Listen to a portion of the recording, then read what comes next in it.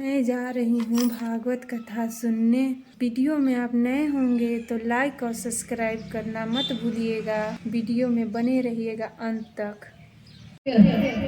तो राजा परीक्षित से सुखदेव जी कहते हैं ये तुम्हारा पुण्य थोड़ी है जो तुम कथा सुन रहे हो, ये आप लोगों का पुण्य थोड़ी है जो आप कथा सुन रहे हो, यजमान परिवार का पुण्य थोड़ी है जो ये कथा करा रहे हैं, ये मेरा पुण्य थोड़ी है जो मैं कथा कर रही हूँ। अरे परीक्षित, ये तो तुम्हारे दादा दादी परदादा नानी नाना बुजुर्ग पूर्वजों का पुण्य है जिसके कारण तुम्हें कथा सुनने का अवसर मिल रहा है। आपके बड़े बूढ़ों का पुण्य आपके काम आता है, इसीलिए आपको कथा सुनने का लाभ मिला है। अगर आपके बूढ़े दादा ने कभी किसी मंदिर में जाकर के प्रणाम किया है तो उसकी तीसरी पीढ़ी में जाकर के बच्चे अपने आप धर्मात्मा बन जाते हैं। अगर आपकी बूढ़ी दादी ने झुकी हुई कमर से भी, जिससे चला भी नहीं जाता, और तो भी मंदिर में जाकर के सुबह 5 बजे उठ करके दिया लगाया है तो उस दीपक का प्रकाश उसकी 7 पीढ़ियों को प्रकाशित कर देता है। इसके लिए कहते हैं कि बुजुर्गों के आशीर्वाद के बिना दुनिया में कोई पुण्य होने वाला नहीं है। ये आपका पुण्य नहीं है जो आप यहाँ बैठे हुए हैं।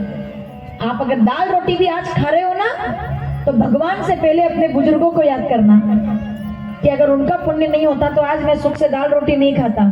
आज मैं साइकिल पे से मोटरसाइकिल पर आया हूँ, मोटरसाइकिल से कार पे आया हूँ, तो ये मेरा पुण्य नहीं है, ये मेरे नाना जी का पुण्य है, ये मेरे दादाजी का पुण्य है, ये मेरे परनाना का पुण्य है, जिनको मैंने देखा तो नहीं पर उनके बारे में सुना है कि जब उनके बारे में बात होती है। आपके घर के कई बूढ़े ऐसे होंगे, याद कीजिएगा, आपके घर के कई बूढ़े ऐसे होंगे कि वो तो नहीं होंगे लेकिन उनकी बात अगर कोई करता है तो उसकी आंख में आंसू आ जाता है। क्या रे साहब, आपके दादाजी तो बहुत बड़े आदमी, बड़े का मतलब पैसे से नहीं, धर्मात्मा थे, पुण्यवान थे। मेरे दादाजी कथा करते थे, मेरा पुण्य थोड़ी है जो मैं कथा कर रही हूँ। वो कथा करते थे, मैं 6 साल की थी, उनकी तबीयत खराब हो गई, ये मेरे जीवन का टर्निंग पॉइंट था। मैं अपने मामा जी से मिलने के लिए जा रही थी, मेरी माता जी को लेने के लिए, क्योंकि वो गर्मी की छुट्टी में माताएं जाती है पियर। तो मेरे पिताजी और मैं बाइक से मम्मी को लेने के लिए जा रहे थे घर के लिए। तो रास्ते में वो गांव आया जिसमें मेरे दादाजी कथा कर रहे थे। मैं 6 साल की थी, सन 2000 की बात है। तो तब उन्हें कहा मिल लेते हैं दादाजी से, तो मिलने के लिए चली गई। मिले, कथा कर रहे थे वो। मेरा दुर्भाग्य है कि मैं उनकी कथा कभी सुन नहीं पाई क्योंकि मैं तो छोटी थी। जब मैं कथा करते हुए उनके सामने बैठी, अचानक से उनका स्वास्थ्य खराब हुआ और उसके बाद कथा उनसे पूरी नहीं हुई। तो सवाल यह था कि कथा कौन पूरी करेगा, क्योंकि कथा पूरी करना जरूरी है। तो मैंने जिद की कि मैं करना चाहती हूँ। उनकी व्यासपीठ पर मुझे बिठाया गया, उनकी उतरी हुई माला मुझे पहनाई गई और तब मैंने पहली बार लगभग 35 से लेकर 40 मिनट तक भगवान की कथा कही।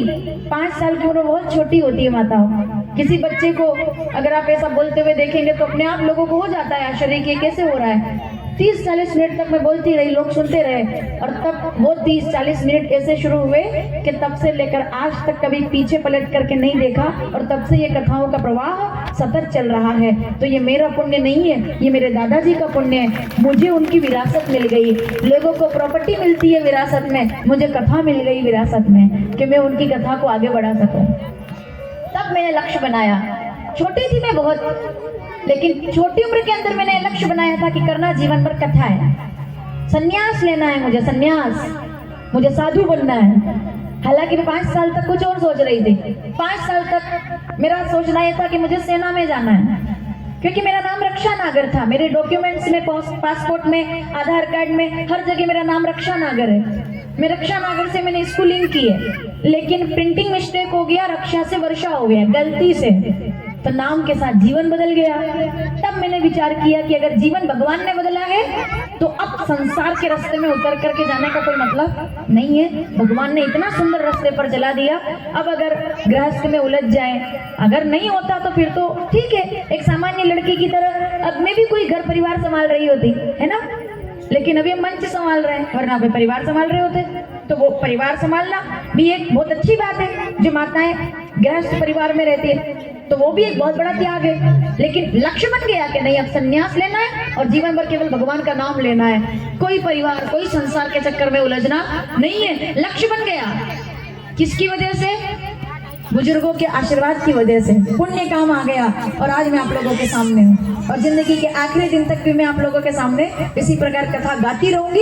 ये मेरे ईश्वर से मेरी प्रार्थना है। दुनिया में और कुछ काम नहीं आता, लेकिन बूढ़ों का पुण्य काम आता है, क्योंकि पुण्य की वजह से ही इंसान कहीं पहुंच पाता है।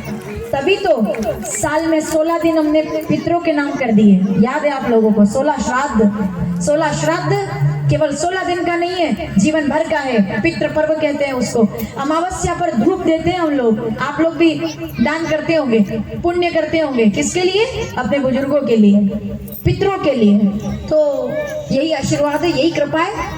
राजा परीक्षित कहते हैं किसके पुण्य से मुझे कथा मिल रही है? तो सुखदेव जी ने कहा ये तुम्हारा पुण्य नहीं है, ये पुण्य तो उस बूढ़ी दादी का है। माताओं नाम याद करो। ये पुण्य तो उस बूढ़ी दादी का है जिसने गोविंद के सामने पल्ला फैला करके कहा था कि मेरी झोली को दुखों से भर देना, मुझे सुख नहीं चाहिए, मुझे दुख चाहिए। कुंती क्या कहती है? बोले सुख आता है तो तुम दूर चले जाते हो, दुख आ जाता है तो तुम पास चले आते हो। तो आग लगे ऐसे सुख को जो तुमसे दूर कर दे। हमको तो वो दुख प्यारा है जिसमें तुम्हारा नाम चलता रहे, तुम्हारा स्मरण चलता रहे। मुझे ऐसा दुख चाहिए, लेकिन उस दुख में गोविंद तुम साथ रहना, ये मेरी प्रार्थना है। क्योंकि तुम साथ हो तो सब कुछ अच्छा है, तुम नहीं हो तो कुछ भी अच्छा नहीं है। अरे थाली भरी हुई है सामने, पर एक तुलसी का पत्ता नहीं उसमें, तो वो बेकार है। जीवन सजा हुआ है, उसमें गोविंद की कृपा नहीं तो बेकार है। तो इसके लिए मुझे दुख चाहिए। ये पुण्य तुम्हारे पूर्वजों का है, तुम्हारे काम आ रहा है। प्रणाम कर लिया राजा परीक्षित ने। मैं सुनना चाहता हूँ। एक तरफ अमृत वर्षा और ऊपर से देवराजेंद्र भी एकदम कृपा कर रहे हैं। हालांकि कोई ज्यादा दिक्कत वाली बात हम लोगों को नहीं है, हल्का फुल्का। वो तो क्या है, देवता लोग आए थे ना कथा सुनने सुखदेव जी के सामने, उनने वहां से भगा दिया तो उनको कहीं तो आकर के सुनना पड़ेगा। तो सुखदेव जी के सामने राजा परीक्षित बैठ गए। हम कथा सुनना चाहते हैं। राजा परीक्षित दोनों हाथ जोड़कर बैठे। देवता लोग अमृत लेकर चले गए और भागवत के अमृत की गाथा खोल करके रख दी सुखदेव जी ने। बोलिए सुखदेव जी महाराज की। अब राजा परीक्षित कहते हैं गुरुदेव, अब लगन तुमसे लगा बैठे जो होगा देखा जाएगा, तुम्हें अपना बना बैठे जो होगा देखा जाएगा। ये सब तुम्हारा है, वो गर्मी भी तुम्हारी है और ये बरसात भी तुम्हारी है। तुम जब जो दे दो सो स्वीकार। ठीक है माताओं? थोड़ी देर पहले आप ऐसे ऐसे परेशान हो रहे थे, गर्मी आ गई, अब ये हो गया तो शीतलता हो गई। थोड़ा ये ज्यादा हो जाए तो भी हम परेशान होंगे कि भाई ऐसा क्यों हो रहा है। ये मनुष्य की प्रवृत्ति है और ये ईश्वर का विधान है। आप किसी भी चीज को बदलने की ताकत नहीं रखते हैं, लेकिन आप बरसाती लगा करके उससे बचने की ताकत रखते हैं। इसीलिए हम इंसान हैं। तो दुनिया में हर चीज आएगी जाएगी, पर अगर मेरे ऊपर तेरी कृपा की बरसाती है तो मुझे चिंता करने की जरूरत नहीं है। आइए प्रणाम करते हैं। क्या बोले राजा परीक्षित? लगन, अरे मेरी जिंदगी संवर जाए अगर तुम मिलने आ जाओ, ये मौसम ही बदल जाए अगर तुम मिलने आ जाओ। आइए प्रणाम करें। भागवत महापुराण की। और कोई दिक्कत नहीं है, हल्का फुल्का आ भी जाए, थोड़ा बहुत भीग भी जाए तो कोई दिक्कत नहीं माता। ठीक है, ये वर्षा नहीं है, अमृत वर्षा है? आइए, वैसे तो हम प्रार्थना करेंगे कि ज्यादा ना है, फिर भी आइए प्रणाम कर लेते हैं। हमारा कपड़ा है गले में। वीडियो को लाइक और सब्सक्राइब जरूर कीजिएगा और दोस्तों में शेयर कीजिएगा। Thank you.